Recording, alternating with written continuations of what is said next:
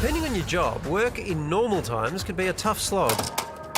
But mums, dads, kids and siblings all quarantined at home and still trying to work full-time? In the last 6 weeks, Australian families have gone through a huge shift. We're all going through a learning curve. It's a big challenge and a lot of us are struggling.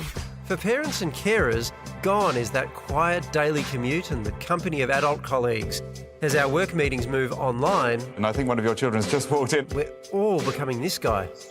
One method that parents and carers might find effective is to classify their work into one of 3 categories. Essential would be nice to get done if we could, and it can wait. Once we know what the essential things are that we need to do for our job, then we actually know how much of our day we need for uninterrupted time. And for you kids, your folks might be home a lot more, but they're also trying to work, so they're super busy.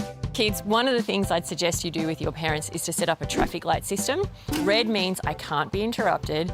Orange means you can interrupt your parents if you really need to. And green means you're totally okay to interrupt your parents. Hey, it's Yumi here. This is my home. This is where I do my podcast, some of my radio show, and try and work on my books. So welcome to a day in the life of lockdown with Yumi. It's shocking. TV host and podcaster Yumi Steins is right in the thick of it. The main pressures I'm feeling are to try and maintain a semblance of normality while also having the kids at home 24 hours a day with none of our supports.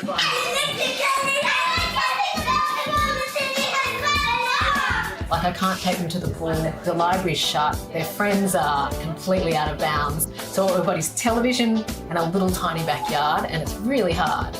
But Yumi's also got some hot tips. 3 tips that we learnt for people to survive this lockdown period is 1, worry once, but worry well. So the temptation to ruminate is really strong, but try to just figure out your worries and then move on. Number 2 is map out a routine. And number 3 is lower your standards. I'm sticking to that one. Ursula Carlson is working from home in New Zealand with her 2 small kids, and she's here to give us her insight. So, Ursula, you're living the dream at home with the kids, hey? Right, living my absolute best life. I tell you what, I was born for this. Why is that? Well, I've learned so much about myself, about my family.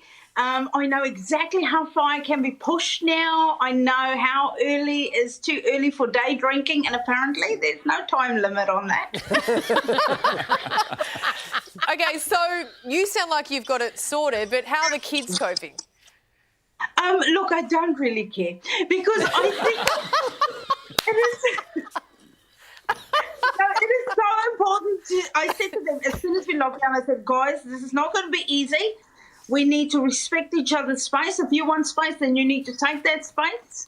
Obviously, like a lot of it I do for jokes, but I do create little activities for them. I took them camping over Easter in the backyard. They loved it, absolutely loved it. Gave them the Everest experience. So I said to them, we're going camping, and the Everest experience is me just jamming the zipper on the tent. And I give them enough snacks and stuff, and then I go, there's a blizzard on the mountain. You can't come out. Give myself a drink. OK, and what do you miss most from your old life? What would you love to be doing that you can't? Look, honestly, I miss nothing. I do miss my audiences. I'll be honest, I miss other people, but also it's the other people that ruin it for me. So I want the audiences, but I'd like for them to come to my house and come and, have a chuckle here, but not get any crumbs on the carpet.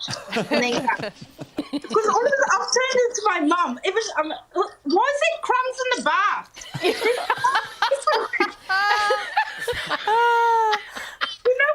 So now I have to brush my hair and I have to put makeup on every day, which is a blessing in disguise, right? Because I do a lot of videos and I do interviews. So then that kind of gets me up in the day, right? Doesn't get me out of my pajama pants, but it always gets me in a blouse. But then when I open the makeup, there'll be crumbs in the blusher, and I'm like, who put that in there? And then my wife goes, you had a cookie last time you put makeup on. So apart from kicking the kids out and leaving them in Everest, what's your number 1 tip for family survival? Well, in all honesty, like, don't put too much pressure on yourself. Like, I don't try and enforce anything. Like, I try and keep a routine with the kids, sort of at least, give them a bath once a day or hose them down. But I'm not going to get all bent out of shape if they don't want to go to bed at 8. So I don't put any pressure on myself, even with homeschooling. I mean, obviously they're only 3 and 6, so there's not a lot of homeschooling, but there's some that I have to do, like you have to teach them not to eat the Play-Doh. But, if you have bigger kids, like my sister's got teenagers, my brother's got teenagers, and I say to them, if you struggle with the homeschooling, do your best. But don't ruin school for your kids for the rest of their lives, and also remember, 20 years from now, all these kids we've been homeschooling is going to be in charge of the world. So you want to be very careful. Very good advice. And this will come to an end at some point, Urs. What's the first thing you and the family want to do on that glorious day? Oh, we'll probably sort the garage.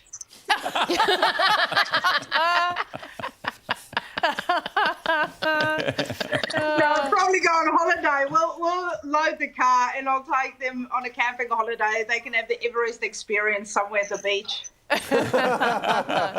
Well, stay strong, Ursula. Thanks so much for speaking with us. Thanks, guys. Kia kaha.